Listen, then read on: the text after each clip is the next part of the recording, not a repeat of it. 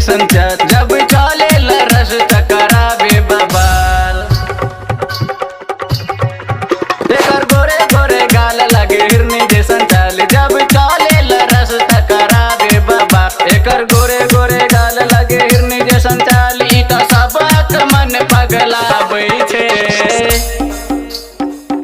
बकलेली छे मौगी बकलेली छे मौगी चोली के साइज देखाबै छे कि बकलेली छे मौगी चोली के साइज देखाबै छे।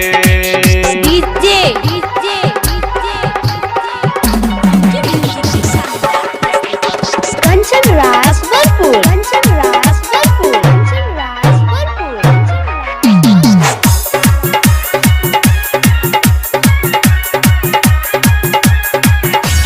राजकुमार के माने ने बात राजू रंग रसिया के ई घूमे ले साथ।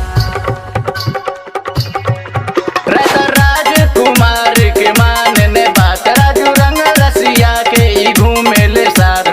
राजकुमार के माने ने बात ई तो सब हक मन छछनाबै छे।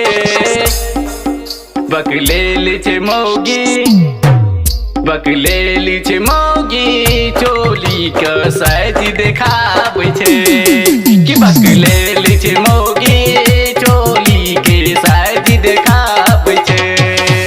म्यूजिक की शानदार प्रस्तुति।